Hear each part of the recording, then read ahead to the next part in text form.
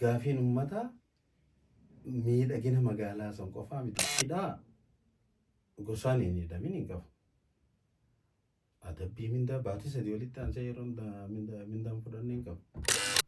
Warri lafa dhaabbatan yeroo kun. Ormi haan lafa dhaabbatan ani hin agarre eeguma gabbuun hin arge. Gaanii gabbuun kun meeshaa waraanaa tanii takkaan harkin tana gara gitaaraa qabatee kun gara karaa jira karaa qabatee wooma fiilmii addaa takka fakkeessan adda faffacanii poolisoonni akkasitti dhaabbatan. Akka seeraatti hoggaa manni namaa fattishamu yookaan ammoo sakattaamu. Hawaasa ardaa akkanaatu rakkoo akkanaa gabaa jedhamee xiqqoo tokko hoggaa gabaasame gabaasa tokko yoo argite anaa gaafata. Hin jiru. Ogummaan gaazexeessummaa wareegama itti jirta.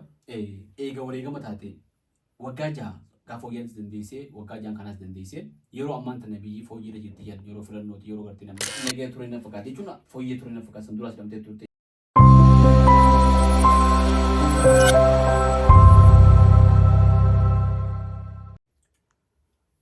Kabajamtoota daawwattoota keenya akkam jirtan nagaa fayyaadhaa kun barkoo miidiyaa keessanii miidiyaa keessan kana laayik share subscribe godhaa isin jenna. Arraan tana akkuma beekamu barkoo miidiyaan yeroo dheeraadhaaf namoota adda addaa dhiyeessee dhimma hawaasummaa dinagdee fi siyaasaa irratti sagantaa adda addaa isin dhiyeessa. Arraan tanaas nama jabaa tokko keessummaa qabannee isin dhiyaanna. Keessummaa keenya wajjin turtii gaarii isin jenna. Keessummaa keenya baga afeeraa keenya hawwachee stuudiyoo barkoo miidiyaatti nu argamte. Adam baga anaaf ertee garuu akkaan si gaafadhuuf na gaafachuuf kanaaf. Anu kanaan jechuu deemu. Nama takka gaafatamee beekna fakkaata. Nama gaafachuudhaan beekamu nama hunda gaafate namoota siyaasaatis namoota seenaatis artistoota walisoota namoota hedduu gaafiin zalgodhaa baate toora waggaa dheeraadhaaf gaafachaa turte. Aras irraa hin kafalan fakkaata. Akka inni sirraa kafalus ogummaa waan hin qabne jecha sirraa hin kafala. Maali namni waan. Lakkeekka bareeda jirta sagantaalee dheetis hordofaatiin jira. Even namoota filatturraa eegalee namoota gara miidiyaa kana fiddu hojii bareeda hojjechuu jirta asumas hin jechuu fedheeti. Akkasii hedduu galatoomi. Keessumaa keenya namni hedduun namoonni amma kan dhaloonni ammaan tanaa kun dhaloonni miidiyaa ammaan tana jiruu fi keessan kun waladda. Isin warra reediyootii, warra FM'tii, warra sagalee kanaa miti. Warri ammaan tanaa agartee viidiyoodhaa warri TikTok hedduun isin beekuu dhabu malanii mee maatii barkoo miidiyaatiin wal bariini maqaa keessanii fi ogummaa keessan kana kana. Tole ani genereeshinii lachuu keessa ni jira jeetii yaada. Reediyoodhaan jalqabne jalqaba yeroo jalqabnu FM irra dhibba takkaaf tokko afur irratti jalqabe. Hojiidhaan duras yeroo dheeraadhaaf gaafaan ijoollee irraa eegalee miidiyaa san irratti hirmaachaatiin ture miidiyaalee garaagaraatti irratti sagantaalee garaagaraa irratti akka hirmaatatti hirmaachaatiin ture. Bara 2007 irraa jalqabuudhaan gara televezyiinaa dhufeetiin 2007 akka Itoophiyaatti gara televezyiinaa dhufeetiin sadarkaa qopheessummaatiin akkasumas sadarkaa gulaalummaatiin hojjechaa ture. Gara sooshaal miidiyaa kana YouTube irratti hirmaannaa bareedaa ni godha. YouTube chaanaala mataa kiyyaatiin qaba. TikTok irratti dilas agasuma miti seeneetiin baha. TikTok ageeti yoo hin beektanii. Hedduu gaariidha. Muuxannoon ati qabdu waggaa toora waggaa 10 wayiiti. Miidiyaa irratti mee osoo gartee gara qabiyyee sagantaa teenyaa tagartee dhimma haasa'uu deemuutu hin seenne hojiin gaazexeessummaadha, hojiin editaraa, hojiin miidiyaatu akkuma waliigalaatti hojii fedhii teetii ati kan feetu immoo hojii akkamii oggoodha iddoo kana maaliif hanga wal barreetti osoo wal barreen duraas feemii keessatti dhagaa turre si gartee sirba shamsifaa nama afeeru waan adda addaati. Hojiin miidiyaa sun siif maalimee hojii akkamii? Hojiin miidiyaa tuni waa sadii irratti xiyyeeffatti. Inni takka kennaa dhalootaati. Dhalootumaan rabbiin nama kana waan garagaraatiin kennaa garagaraa dandeettii garagaraatiin uuma. Kennaan sun akkuma jirtutti ta'e inni biraa barnootaan dagaagsuudha. Inni sadaffaadha fedhii qabaachuudha. Sadeen irraa takkee yoo irratti hir'uudha. Fakkeenyaaf carraan barnootaa si gahee barattee haa jennu, fedhiis ni qabdaa jennu, kennaayyuu jiraachuu baate irruudha. Akkasumatti ammas baratteesi kennaas ni qabda. Fedhiin waan saniin dalagu yoo hin jiraanne irruudha. Gaazexeessummaan bu'aa waan sadiin kanaati. Garuu gaazexeessaadha jedhamuudhaaf waan hojjettuuf, waan fedhii qabduuf, waan baratte qofaaf miti an akka kiyyaatti. Ogummicha maaliin hin tajaajila? Kennaa rabbiin naa kenne san maalirraan oolche? Wanti jiru murteessaadha. Bu'aa bahii guddaadha qaba. Keessattuu amma biyyootuma guddatanittu hojiin gaazexeessummaa kun hojii chaalenjiilee guddaa qabaatu. Biyyoota dimokiraasiidhaan dagaagan keessatti illee jechuudha. Gara Afrikaa yoo dhuftu ammas chaalenjiin malmaana guddaadha. Deebi karaa biyya teenyaatti hogguu deemtu. Karaa biyya teenyaatti hoggaa deemtu ogummichi qormaata guddaadha qaba. Fakkeenyaaf warreen ganama jalqaba afaan Oromoo keessatti hojii gaazexeessummaa kana taraara yoo ilaalte Ayyubakar dabalatee, Ayyubakar Muusaa dabalatee gatii lubbuutu itti wareegaman. Abdi Qophee dabalatee warri akka Sheekh Muhammad Rashaad Abdulleedhaa jireenya gadadoo keessa ittiin jiraachaa turan. Jaalala uummataa ni gonfatan. Garuu faallaa sanii ta'ee sirnaan isaa ta'u dhiibbaalee garaagaraa irra gahe. Takka dhugaa filachuurraa kan ka'e. Lammaffaa baay'ee sirna siistama qofaa miti dhiibbaarra galu. Even gaazexeessitoonni firii ta'anii dalagan waan dhiheessan sana irratti uummata biraayis chaalenjii garaagaraatu isaan quunnamu. Komii irra dhiyaataa. Komii irra dhiyaataa. Akkaataan hubannaatiis uummanni akka biraatti hubataa. Yookaan immoo fedhii. Waan namni dhaggeeffatu odeessiin sun fedhu yoo dhiheessuu fi baate. Yoo qabatama jiru san akkasi dhiheesse. Yoo qabatama dhiheesse dhiibbaan garaagaraa irra gahuu danda'a. Fakkeenyaaf dhugaa jirtu takka namtichi mootummaa mormu yoo kan gaazexeessaan kun dhugaa mootummaan dalage baase bitamaadha jedhama.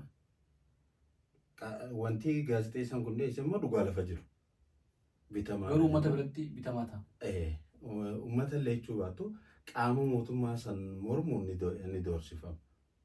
Yoo kan gartee mootummaa qeequ taate mootummaadhaan doorsifama. Qabatama dhiyeessu qabatamni dhiyeessu kun waan gartee qabatama jiru ta'e garuu waan mootummaan hin feene yoo ta'e gumni mootummaadhaan isa doorsisa. Yoo kan dhugaa mootummaan tokko dalage dubbatellee warri mootummaa mormu akka bitamaatti ilaala. Tanaaf chaalenjii guddaa keessa dabarte yeroo gaazexeessummaatti garuu bu'aan achirraa argamu miira gammachuu si uuma. Maaliif dhugaa qabatama jiru san uummata biraan gahee uummataan isaatu bu'aa wanta takka quuqaa takka sirraa buqqaasa waan ta'eef jecha gaazexeessummaan gammachuudha jeetiin fudhadha. Hedduu gaariidha.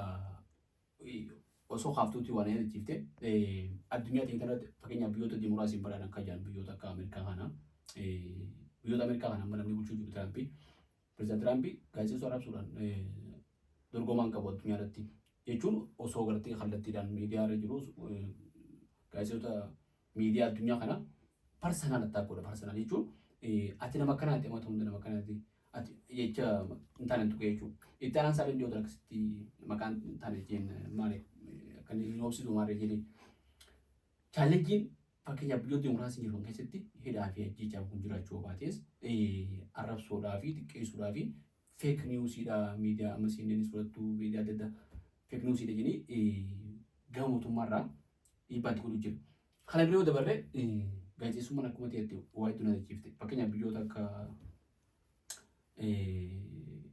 Falastiin kana keessatti biyyoota akka Israa'el keessatti qabatama jiru gabaasuun gaazexeessonni gammaa wareegaman hedduudha.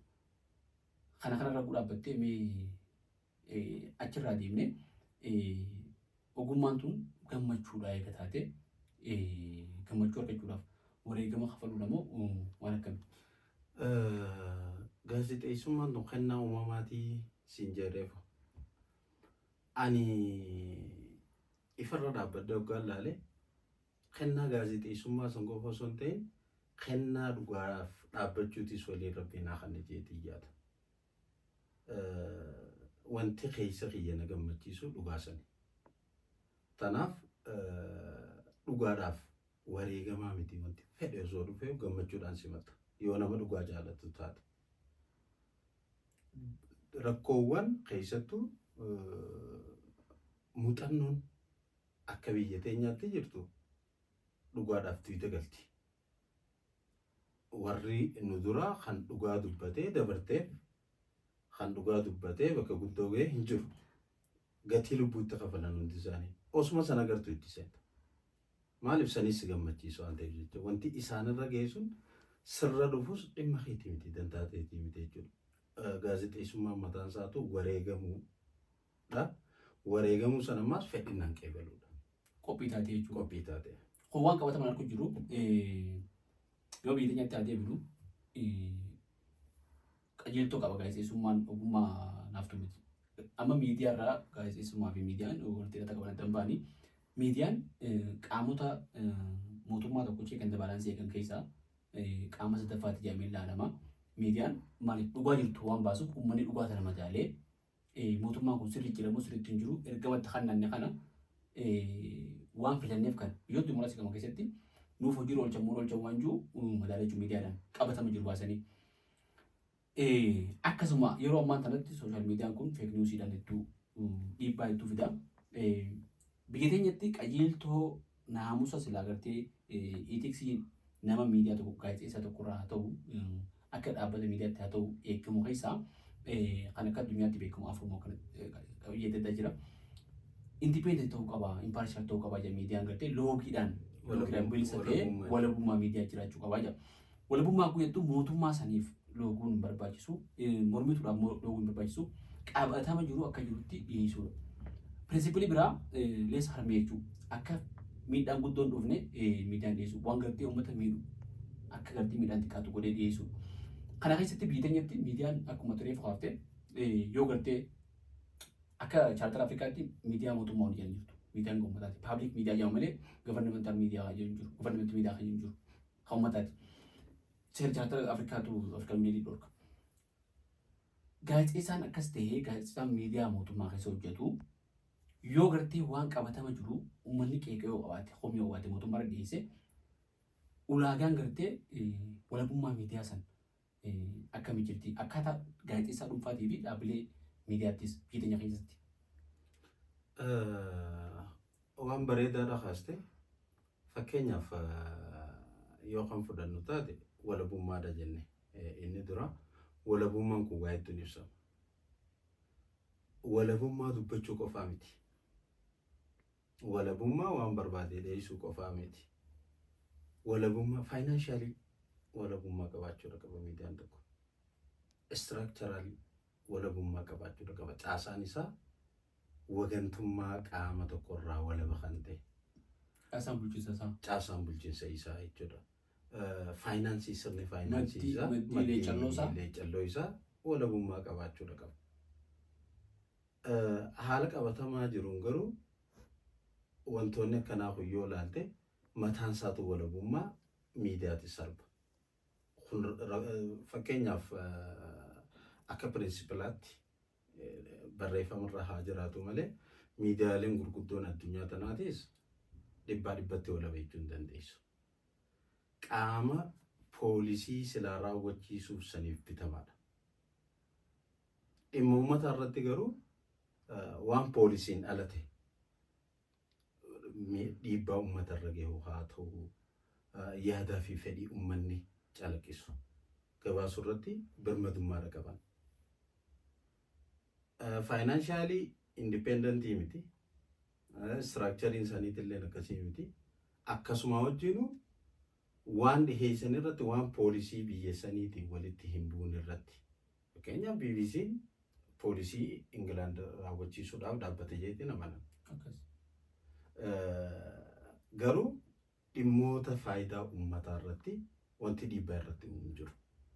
Hanga tokko walabummaa sanii qaba. Ni qaba. Gara biyya teenyaatti yoo kan deebinu taate uumama hundaanuu dhiibbaa hedduutu jira. Kan hoggaan jiru kan mootummaa qofaa miti. miidiyaa dhaabbata bilisaa akka gartee dhuunfaan dhaabbatullee miidiyaan dhuunfaan dhaabbatullee dabalatee qaama faayinaansiidhaan deeggaru saniitu waan miidiyaan sun dabarsu. Sensor ka godhu isa jechuudha. Dirqisiisa jechuudha. Miidiyaa mormitootaatu jira biyyuma teenyattu. Fedhii warri miidiyaan sun hogganu qabuutu miidiyaa sanarraa calaqqifama. Kuni rakkoo guddaadha. Haala qabatamaa jiruun yoo hallaaltu taate dhaabbileen mirga miidiyaatiif falmanis hoggaan akka baasanitti biyyoonni Itoophiyaan biyyoota gartee walabummaa miidiyaatiin hedduu sadarkaa gad aanaa galmeessan keessaa takka. Dhugaa dubbachuudhaaf gatii lubbuu nama kabachiisuun sun akka duraanitti jiraachuu baatullee hidhaa dabalatee doorsiisa dabalatee ikoonomikaalii gaazexeessaan akka if hin dandeenye godhuu dabalatee hamilee gaccabsuu dabalatee dhiibbaan jiru imalmaana guddaadha jechuudha. Hedduu gaariidha. Jalqaba irratti gaazexeessummaa jechuun dhugaayyituu siif keessaafuu gammachuudha. Gammachuu immoo walii gamaan dhuftu jettee turte. Waa'ee gama keetiyaatiif immoo yeroo adda addaatti namaa turte dhaabbanni komiteen gaazexeessitoota kan mirga gaazexeessitoota dubbatu yeroo hedduu waa'ee keetii maxxansaa ture. Yeroo hedduu namaa turte naannoo Hararitti hojiin ta'e ogummaan ta'e gaazexeessummaadha. Yeroo hedduu namaa turte eega gaazexeessummaan wareegama ta'e gammachuudhaan qeebalte. Hidhaas taanaan waan fedhe qeebaluudhaaf qophiidha moo maal jechuudha? Gara duubaatti wanti qosi deebise baruma wayyaanee sanirraa rakkoolee hedduu jira. Naannoon suni chaalenjiilee akka naannoon biraa roga siyaasaatiin qabdu hin qabdu. Mormitoota hin qabdu. Mormitoota siyaasaa jechuudha. Qaama hidhatee hin qabdu. Miidiyaa xiyyeeffannaa kennuuf hin qabdu. Fakkeenyaaf Oromiyaa keessatti yoo waa kan ta'u ta'e miidiyaaleen kanumaaf dhaabbatan uumama akkanaa kana saaxiluu irratti gaarii hin gabaasan ta'a rakkoo mataa isaanii qaban ta'a. Garuu uummatarra waan takkaa ga'e yookaan jedhamu warra fuunfatee uumama akkasii barbaadu hordofuuf jira. Naannolee gurguddoo hunda keessatti miidiyaalee alaa dabalatee wantoonni achi keessatti uumaman miidiyaadhaaf dhiyoodha. Gama Hararii tana xiqqeenya lafarraa ta'uu danda'a. Xiyyeeffannaa hagas maran argatu. Tanaaf roga tokko qofaan waan jiruutu calaqqifama. Mootummaa faarsuu fi faarsuu qofa irratti xiyyeeffatama. Yeroon kutaa oduu fi sagantaaleedhaas waliin dalagaa turre yeroo reedoo irra daleenutti dhiibbaalee kana gaafa sumarraa hidhaan takka. Yeroo wayyaanee sun jechuudha. Ni jirti. Bara 2007 waggaa waajjireen miidiyaan hojjedhuuf tamsaasa televezyiinaa jalqabu Ramaddiin Haariinii dhufe. Ramaddiin Haariinii kun waggaa dhufu yoo xiqqaate waan sammuudhaas fakkeenyaaf rakkoo uummatarra jiru tokko uummanni osoo beela jiru osoo rakkatu jiru uummanni kun gammachuu jira jee itti hijibu san sammuun xiyyeena fudhatu. Yoo san hin goone maas dalaguus hin dandeessu. Wanti godhuu dandeessus hin jiru waan ta'eef jechuudha. Tanaaf yoo xiqqaate kutaa bashannanaa yoo filadhe irra naaf wayyaadha. Waliin geenyu qaama siyaasaatii wajjis waliin geenyu hoggansaa wajjis waliin geenyu. Waan jirratti kutaa bashannanaa filadhe sadarkaa gulaalaa olaanaatti tajaajilaa ture. Kanaas ta'u yoo ilaaltee jiraatte namoota garaagaraa roga siyaasaatiin, roga aartiitiin, aadaatiin, seenaatiin gara miidiyaa fiduun keenya hin hafu, intarviyu godhuun keenya hin hafu. Hangaan gulaalaa bakka sanii ta'etti sadarkaa maayitti wanti kun haa dabaru hin dabaru kan murteessu ana waan ta'eef jecha namootaan intarviyu godhu san fedha qaama miidiyaa san hogganuutiin osoo hin ta'in fedha uummata irratti xiyyeeffateetiin hangaan deddeemu dabarsaa ture. Fedha qabiyyee sagantaa ilaaltee jechuudha. Fedha qabiyyee sagantaa ilaalee wanti kun uummata bira yoo gahe uummata ni fayyadamu ni miidha. Miidhaan wanti kun qabu maali? Faayidaan inni qabu maali waan jiru kan irra madameefis sani. Waan ta'eef jecha fedhii uummataa irratti fedhii oodeensiin keenya qabu irratti xiyyeeffateetiin dalagaa kun yeroo hedduu walitti bu'iinsa fida. Eenyu jechuun dhibuutu? Qaama mootummaati jechi. Mootummaa naannichaa keessaa hoo mootummaa naannichaa hoggaan hin jiru namoonni hedduun bulchiinsuma san keessa kan jiran hariiroo bareedaadha waliin qabnaasi. Sochiileeniin an godhu dhugaadhaaf hoggaan dhaabbadhee falmu hedduun isaanii na deeggaran. Qaama jibbansa haqaa qabu. Kan ukkaamsa gaggeessu jira. Akkuma reefu siin jee ukkaamsi achi jiru imalmaana guddaadha. Gaazexeessaan achi jiru anarraa kan hafe guututti miseensa paartiiti. Dirqisiifamaniiti. An gaazexeessaa walaba ta'uu qaba jedhee waan hin amanuuf jecha mormii paartiilee qabaachuu baadhu gaazexeessaa walaba ta'uu qaba waan hin amanuuf kophaa xiyyeef walabamsee ture jechuudha. Kunis ijaa biraaf fida. Ogummaa ta'eetiin bitamtee naamusa ogummaa ta'eetiin eeguun gama biraatiin akka biraan ilaalamaa jechuudha. Akka waan mormituutti. Akka waan mormituun ilaalama. Kana wajjin wal qabatee wantoota gartee gara miidiyaatiin yeroo ukkaamsii imalmaanaa jabaates miidiyaa irratti silaa'uunatti hin dhiisanii gara sooshaal miidiyaatiin feesbuukii kiyya fayyadamee dhugaa uummata bira jiru tokko niin dubbadha jechuudha. Bakka uummanni itti miidhametti bakka tana miidhaa. Silaa anna biyya sanitti wanti ajaa'iba natti ta'u miidiyaa mootummaadhaaf keessaa miidiyaa mootummaa daawwitii ta'uudhaaf qaba. Miidiyaalee biraatiifuu mootummaa mataa isaatiif. Maaliif qaamni bulchiinsaa hooggansi olaanaan deelii uummata dhihaatee yaada uummataa guuruu hin danda'u. Caasaan jala jiran kun gabaasni itti galchan irra hedduu kan kijibaati. Gabaasabaati. Qindeessan. Tanaaf uummanni ilaalcha akkamiin na fudhachuu jira. Yaadni uummata keessa jiru maali? Rakkoon uummata fakkeenyaaf rakkoo tiraanispoortii dabarsuudhaan siyaasaadha jedhee yaadu sarviis tajaajila. Waliin qabatu kun siyaasaadhaan. Siyaasa waliin qabatu. Waan akkanaa kana harrabanuudhaaf danda'uudha qaba. Fakkeenyaaf yoo kan laaltee jiraattu taate yeroo takka kaniin hidhamee guututti xiyyeeffannaa miidiyaa keessa seenee dhaabbanni CPG dabalatee dhaabbanni mirgoota gaazexeessummaatiif falman hedduun kan dubbachaa turan magaalaa Harar keessa rakkoo bishaanii jira waan hin jee qofaaf hin hidhame.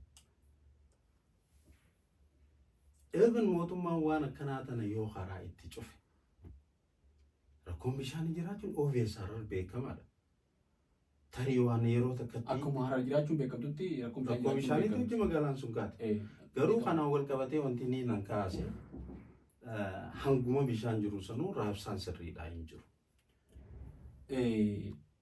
Bakka sanarra poointi ajaa'ibaati.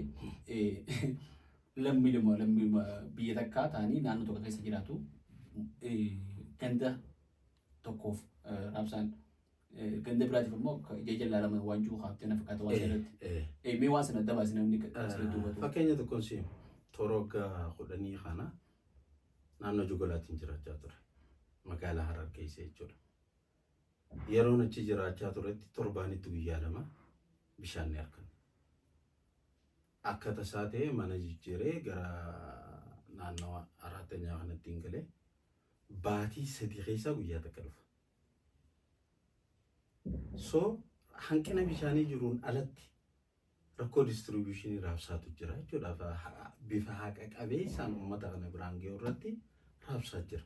Bakka biraa torbaanitti guyyaa 2 dhufaa bakka biraa immoo baatiitti ogguu takka fa'aa dhufa. Wanti kun rakkoo gartee mootummaan naannichaa akka poolisiitti qabatee uuminatti fakkaachaa waan hin turiniif jecha warrummaan gara jalaa jiran fakkeenyaaf waajjirummaan bishaanii fa'aa waajjirri bishaanii sanuu ekspertiin fa'aan dantadhabummaadhaan yookaan gantee fiitti jiraatu yookaan bakka aangoonni jiraatan fa'aa yookaan bakka warraa harkatu fa'aa akkas godhanaaf fakkaachaa ture. Garuu akka poolisii qabameetiin turuun raawwatamu waan ta'eef jecha ajaja pirezidaantii naannichaatiin kallattiidhaan iddoo jirraa fuudhee hidhame. Feesbuukii kiyyarratti hundee jaabsattuu yeroo sanitti filoora 10,000 hin geenye qaba ture. Namoota muraasaatu arga. Hoggaan ani dhabu miidiyaaleen gurguddaan akka BBCdha warreen akka VOA Deutsche Welle hundi gabaasa. Miidiyaa Itoophiyaa keessallee hedduun gabaasa. So nama 10,000 san ukkaamsuudhaa jecha namoonni miiliyoonaan lakkaa'ama rakkoo san akka harkaan godhame jechuudha. Bilchina dhabuu warra siyaasaa achi jiru san waan si agarsiisu keessa. Uumama wal fakkaataadha yeroo hedduu. Yeroo takkaan si isa boodaa isa bara dabree kaniin hidhaa akka malee itti hidhame jechuudha. Morkii takka ture chaalenjiilee. Mee sanittiin dhufa gaafa bishaanii san siidhaan san parsonaal godhuun barbaadu garuu immoo san dura waan sana dubbatte maxxansa san gumattiste waan maa maxxisteenis si gaafatanii jiru na fakkaatti odeeffannoo kan qabutti. Haasisii waanjuu maxxansan sin jenna fakkaata. Mee bilisummaa miidiyaa biraan jiraatanii rakkoo bishaaniiti kun ganda kamiin jirre jee akka maree fuudhanitti yoo miidiyaa irratti namni tokko bishaan ganda kan jiru hojii taate rakkoo haimatu taate hoggansii sadarkaa adda addaa jiru warri gartee dhimma sanitti itti gaafatamummaa qabu bilbilaan taatu qaamaanis taatu iyyaafatee rakkoo san furuudha sila akka ilma nama tokkotti itti imaamanii mootummaatis. Hoggaa rakkoon himamtee nama rakkoo san hime hidhuun rakkoo san furti moo rakkoo san furuudhaaf rakkoo biraaf itti mo'akkami.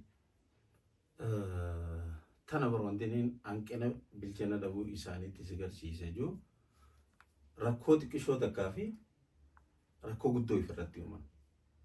Waan xiqqoo takka ukkaamsuudhaa fi maqaan isaaniitis amma nama 10 biratti maqaan keenya xuraawaadhaa fi nama miliyoona duratti wanti sun akka godhan yeroo takka ni yaadadha.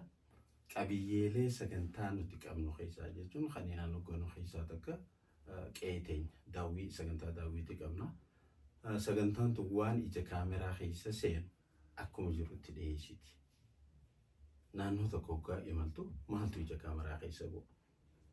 Tanaaf warra mana jiru san akka nama achi jirutti agarsiisu waan ta'eef jecha ijoolleen daleeteeffitti. Qushaasha yookaanu balfaa goggogaa kana kan magaalaa keessatti walitti qabame ija kaameraa keessa seenee fidan. Miidiyaan bakka bareedaa agarsiisa akka aadaa Itoophiyaatti. Ganda qulqulluu filateeti iji kaameraa irra deema.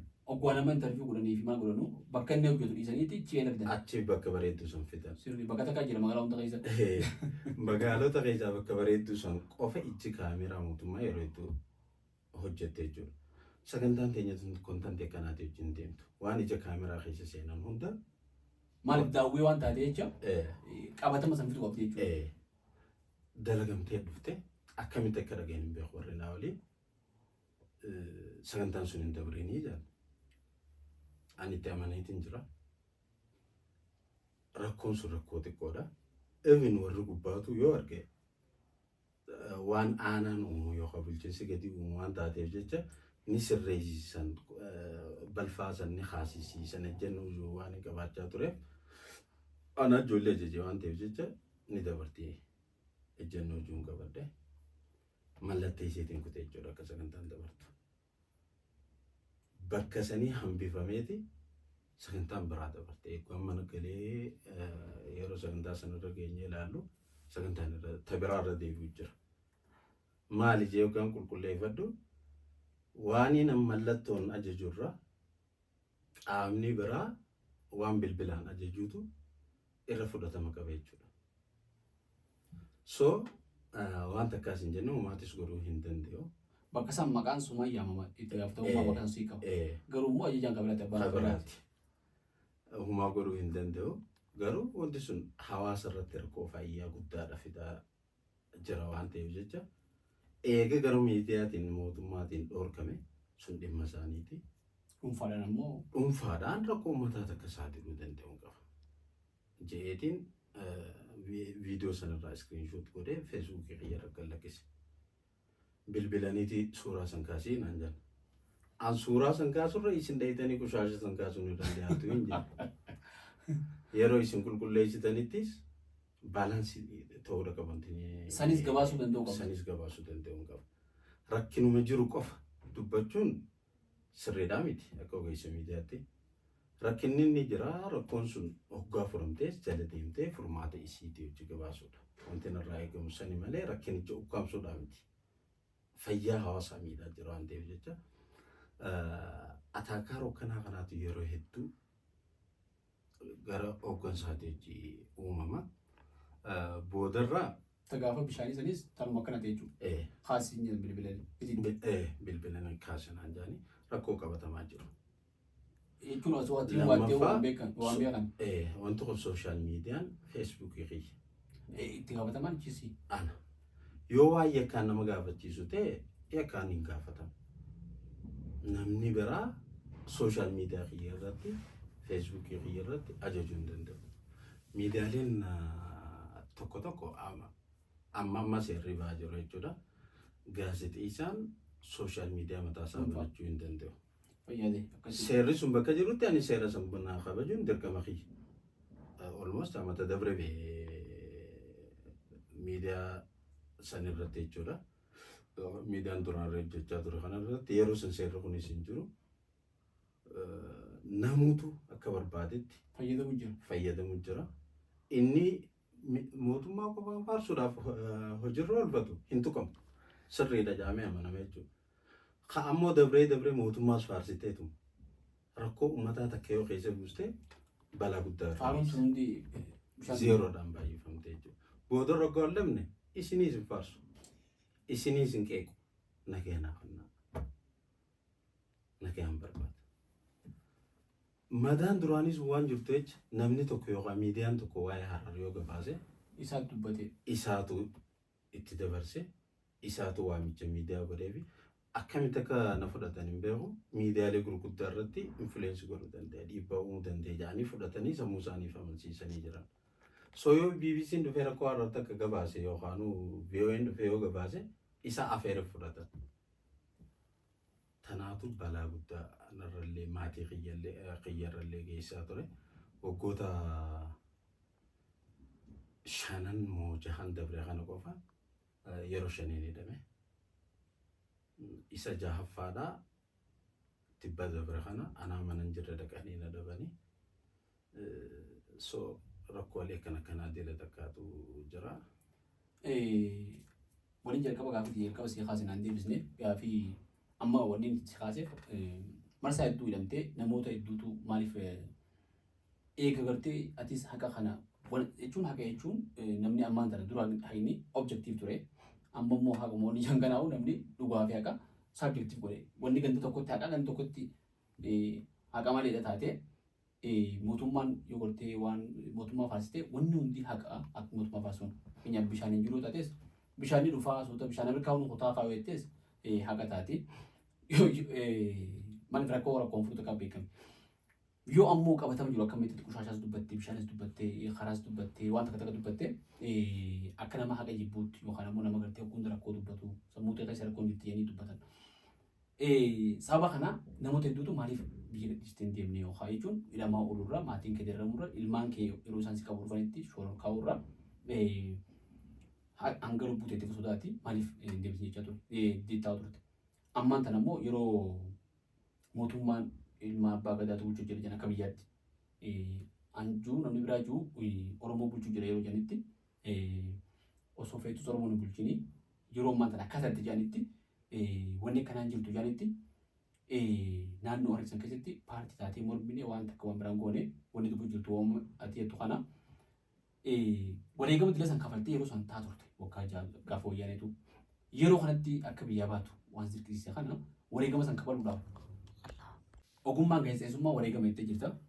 Eega wareegama taate waggaa 6 gaafa wayyaanis dandeessee waggaa 6 kanaas dandeessee yeroo ammaan tana biyyi fooyyee jirti yeroo filannooti yeroo gartee namni paartiileen siyaasaa adda addaa hundi dorgommuu jirtutti dhaabbatanii paartiilee akka ABO fa'aa filannootti hirmaatanii wal mormuu jiranitti wareegama san dhiiftee deemuun ogummaa sana ganuun jaamtu yookaan immoo waan ganama amanteetti seensisan ni jijjiirte moo akkam biyyaa buu dandeesse?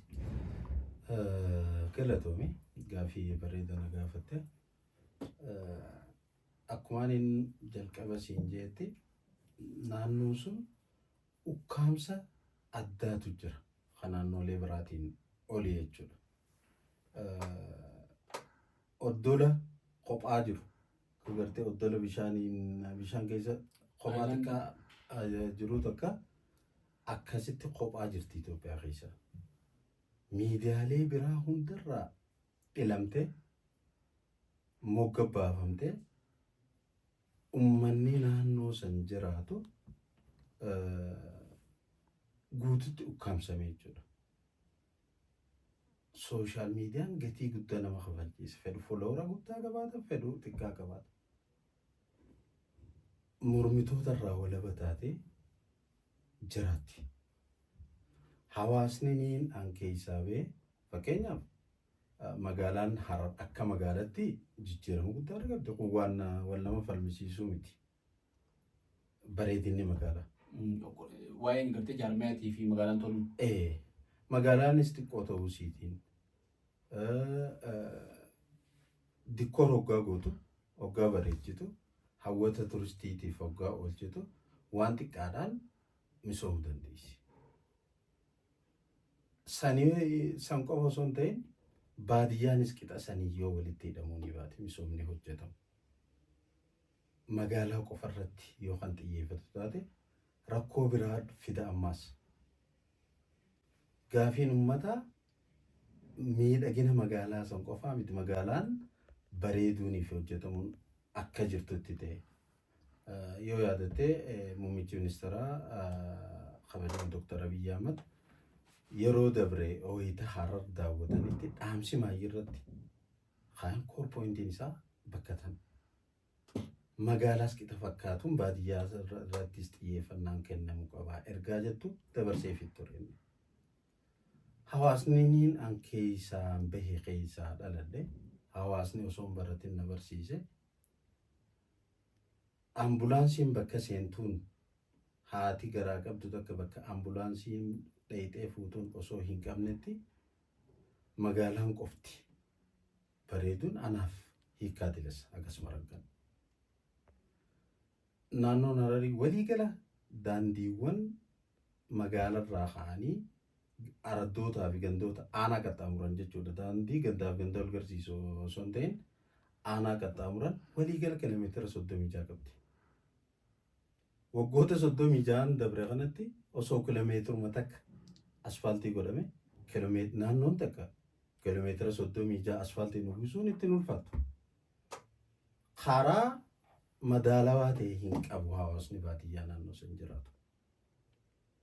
Yeroo takka gandaan itti dhaladhee kiiloomeetira 6-7 magaalarraa fagaata.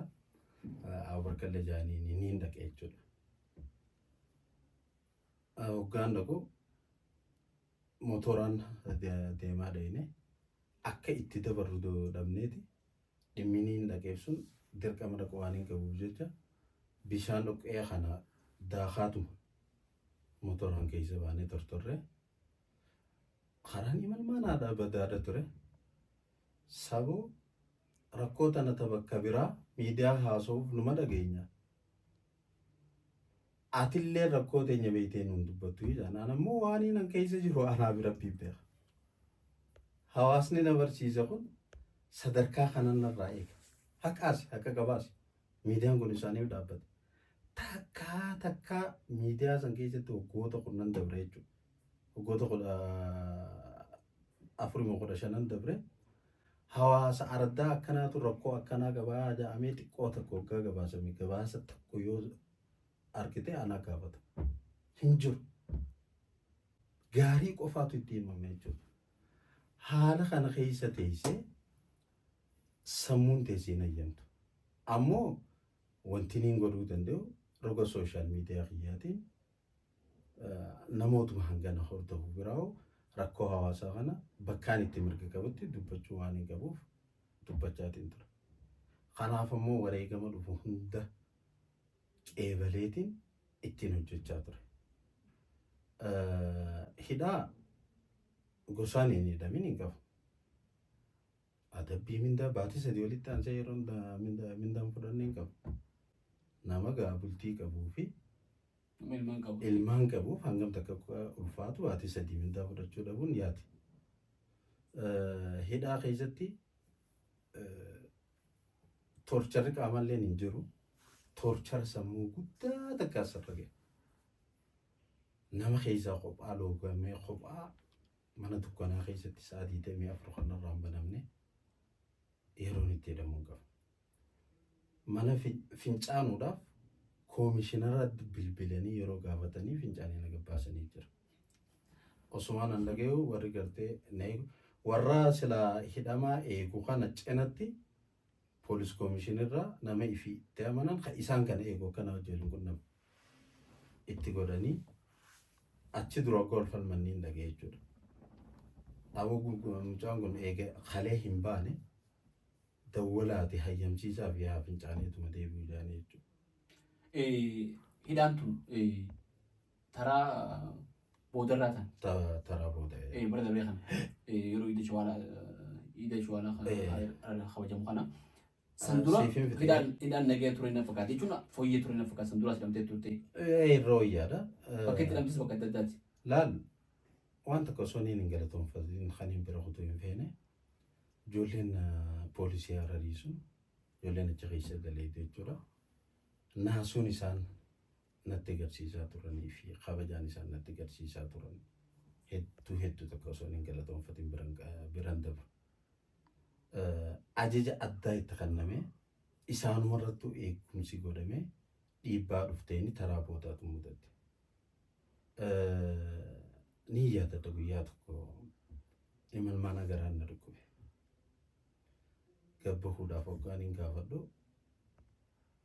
Mucaan tokko amma maqaa isaa hin kaasu nageenya isaatiif jecha abbaa dabaree ture dhaabbu sirraa hin banaanaan jedha. As deebi'e achi deebi'e sagaleen irraa fagoodha jirte hoggaa alfalmanni hin dhagaya. Maal akka jaalattanaa hin baatu garuu hoggoogii ol kaatee gatteessi waan ta'eef jecha wanti falmiidhaa godhan takka sagalee irraa nu beeksisti. As deebi'e achi deebi'e mucaan taraa booda qaawaan hoggaa akka na laalu qaawwa banaa tokko jira baneeti fedhinnuma isaatiin ni cufan hoggaa ta'anis qaawwa sanii hoggaa na laalu an dadhabeetiin jilbiibbadhee dhaabbachuus ta'us dadhabee jechuudha. Akka nama rukkuba bu'u firra dhaabbachuu jira mucaan akka nama na laalee hoggaa inni dhufe shirjeetiin laalee ana dho'isaa achi garagalee himmaa farraa.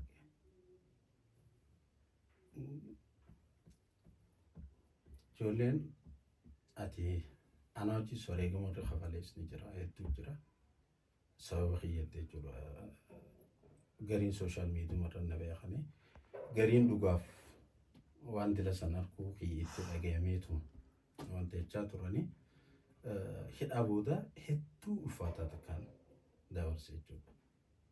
Boodarra hoggansa yeroo san koomishinii poolisii irra ture. Achirraa hoggaa areemu wal agarree jechuudha. Bakka duraan ture sanirra. Waa takka godhuu hin danda'u.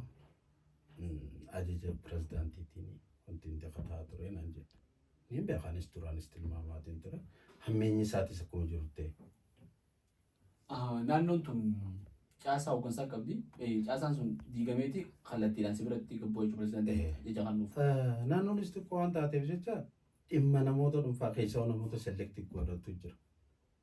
Sa'aatii damee sooshaal miidiyaa irra ta'a. Feesbuukii isaanii takka takkatti warra hordofuu jira. Dogoggora hiikaatirraa afaan hin beeku namaan naayii kaanjuu wayitaa ajaja dabarsuu jira. Yeroo namni akkasii wareegama guddaa qabalesan barreeffama tokkoon maxxansee falmii Iida Shawaalaatiif jalqabatee jiru kanarratti. Namoonni gariin biddaadha jaa maal jaa iidaa miti jaanii sanii waan san kiliir godhee aadaadha. Aadaa uummata saniitii jee dubbise. Qaxaraa wajjinis ta'uu danda'a. Daayireektilii maal jeetti fudhatee inni Shawaalaa biddaadha waan jecha qabaayidha. Kanattiin jechuudha.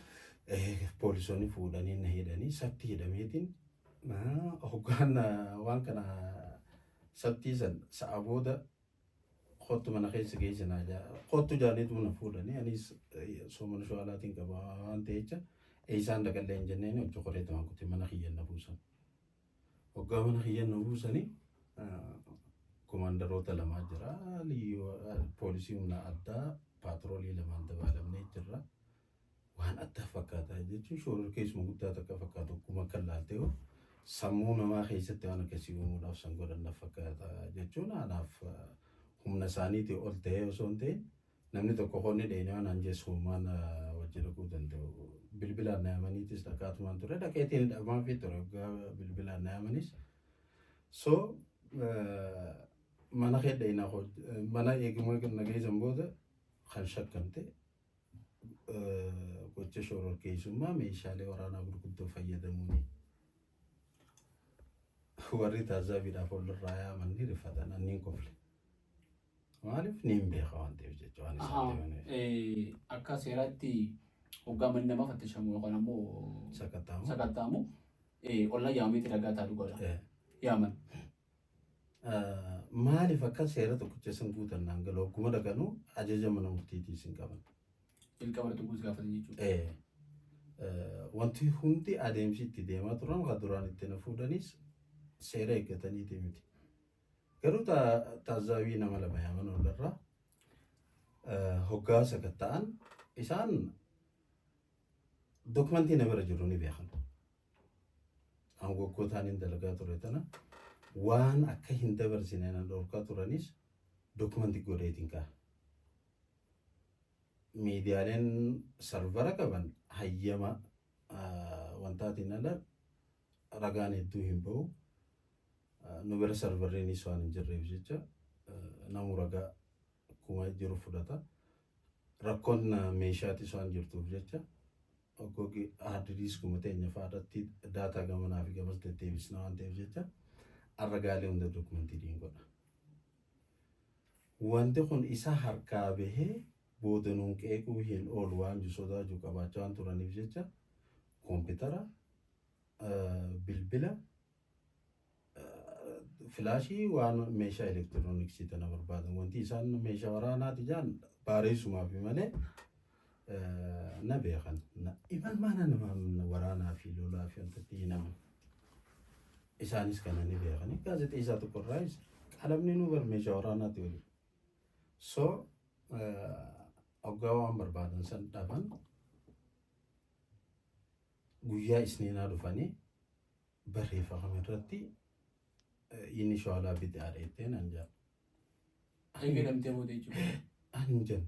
Bakka sanitti wanta kaasitu barbaade bakka seera guutuudhaan jettee nama gartee daawwattoota nama gartee waan sallaaluu qabu ragaa yaaman sanitti seerri akka jirutti ajaja qabiinsaa nama tokkotti yoo ba'e nama sana guu qabu abaluu meeshaa inni shakkameen akka jedhan meeshaa waraanaa taate meeshaa waraanaa. Even mana keenya keessaa bakka akkanaa mana keessaa yoo saalona ta'e saalona yoo dheeraa taate dheeraa yoo waliin riba taate ispeesifik ta'uu qabdi jaa heerri mootummaadha seerri biyya. Isaan mana keenya dhufan sanii mana guutuu fattashan moo eessa fattashan meeshaa sana barbaaduuf. Bakki irraa hafte takka illee hin jirtu. Hanga gartee mana fincaanitti guututti sakatta'anii jiranii akka tasaa ta'ee bilbila darbeetiin koompitara fayyadamaa ture. Anaa koompitara irra taa'ee akka fayyadamu jiru dhufanii na fuudhan taraa dura. Hanqina qorannoo rakkoo qorannoo isaaniiti dandeettii poolisoota isaaniiti malee silaa yeroo duraa sanii koompitara illee fuudhuun irra ture. Eega seera hin eeggatin jechuudha. Oguma dhufanii naa yamanuu seera eeggataniiti miti. Ajaja mana murtii ni qabdan ennaa koomishinarraan nu ajajee jira. Koomishinarri ajaja mana murtiitii ol akka ta'e ni beekan achitti. So ijoollee ilmaan lama kiyya ijoollee xixiqqoo daa'ima waggaa 3 fi yeroo sanitti jechuudha. Taa'amata 5tu mana keessa jira. Ijoollee tana eenyutti hin dhiisitan taasaaniitiin nuti nuun naquu jira. Ijoolleen hoggaana jala. Haati jirtu yeroo san. Haati hin jirtu hojiidhaaf Finfinnee isaanumatu ergee Finfinnee jirti. Leenjiidhaaf jechuudha. Ijoolleen hoggaana jala gabbaate ol deebisanii koompitara sanii sin fuune ijoollee fi koompitaraa solmaaniin dirree dhiisee hojjete. Ollaan naan guutuu kiyyaa hoggaa dhageen ijoolleedhaas dhaqanii tasgabbeessanii meeshaan kararra dhiisees kararraa fuudhanii kaa'anii turan. So hin arganne. Meeshaa waraanaa ta'e lamada dhufanii barbaadan silaa humna rifaan kararraa maddee. Booda hoggaa isniin ni ga'u mana murtii na dhiyeessan jechuudha. Shoror keessummaadhaani shakkamee jaanii yeroo na fudhatanii yeroo qorannoodha. Booda eenyuutti akka mareetan hin beeku. Barreeffama inni shawaalaa biddaadha jettu maxxansitee jirta. Eessarra maxxansitee jaan. Eega maxxansuu kiyya beektan bakkaan irra maxxansee isiniin naa himuu qabaan jedhan. Lakki nuti eerinsaan nu ga'e poolisni hoggaa eerinsi ga'u. Eerinsi sanarra dhaabbatee qoratee adda baasaa jiran. Qorattanii na hidhuutu isinirra tura. Ammaas hin dabarree waan ta'eef jecha qoradhaa. Eeyyitanii wayii. Hoggaa jala deemanii ilaalan aadaadha jaa. Qaalichi qaxaraa buleetuma biddaadha jee dhaqaa qabaadha. Dhufanii paatroolii afuriin akkaataa itti na qaban hoggaa laalte fiilmii hooliitu akka fakkaata. Nama afuriitu ol bahe. Manatti warreen lafa dhaabbatan jirra kun. Ormi haan lafa dhaabbatan ani hin agarre. Eeguma gabbuun hin arge. Hoggaanii gabbuun kun meeshaa waraanaa tanii takkaan harkin tana gara gitaaraa qabatee kun gara karaa jira karaa qabatee wooma fiilmii addaa takka fakkeessan adda faffacanii poolisoonni hoggaa akkasitti dhaabbatan nama tokko qabuu dhufan sitti hin fakkaatu. Booda inni shawaalaa biddaadha jettu sunis ni haftee jechuudha. Himannaa irratti jechuudha. Mana murtiitti guyyaa torba booda hoggaa deebi'anii yeroo na fudhatan mana murtiitiif xalayaan dheessanii turan. Inni shawaalaa biddaadha jeeti uummata kakaasee. Sun dhimma abbootiin amantaa irra kan nu qabdu malee anallee miti. Osoon je'ee seekaa miti.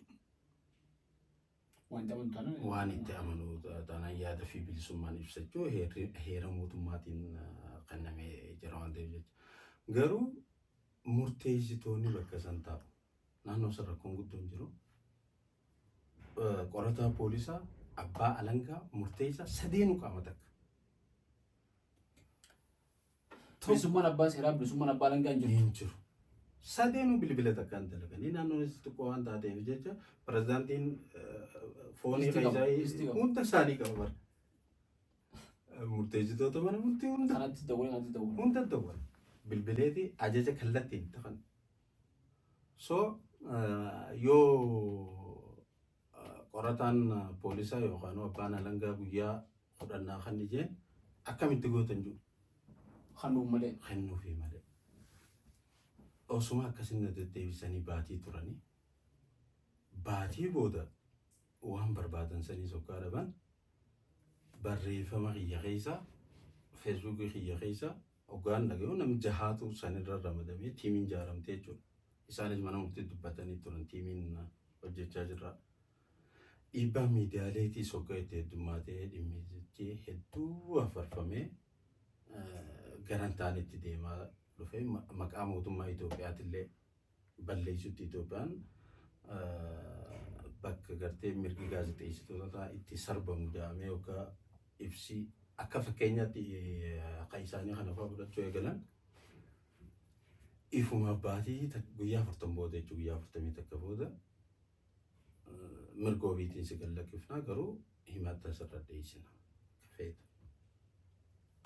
Himanni isaan dhiyeessan qoree masgidaa teheetiin ture yeroo takka gandatte. Ani imaana sadarkaa saniin nageellee hin qabu jee osoo hin didu waan gargaartu jira jechuudhaan gandina filatee abadan osoo hin jiru dhiibbaa jechuun na kabajaa hawaasa keessaa baatee tokko sitti amanii wanta godhuun isaaniitis yaadummaatti yoosuma beekanii waan vaaliyoo sitti arguu takka jira jechuudhaan wanta na jaan tole waan hin godhu dandeenyu hin gargaara jeeseen yookaan itti seenutti sun akkaan hin yaadin taane hojmaata badaa tokko jira amma san keessa hin seenu hojmaatota badaa san takka lama sadii jee tarreesseetiin itti fufuu hin danda'u jee maxxansee ture. Maaliifin sooshaal miidiyaa irratti maxxanse yeroo nan ta'u tahee ja'ame maxxanfamee jira. Imalmaanaadha hafarfame. Sirrii. Akka waaniinan dura ta'a yookaan hojii keessatti aangoo addaa tokko akka itti gaafatamummaan sun guutuun irra kaa'amee akkatti suuraan xiyya qofatti.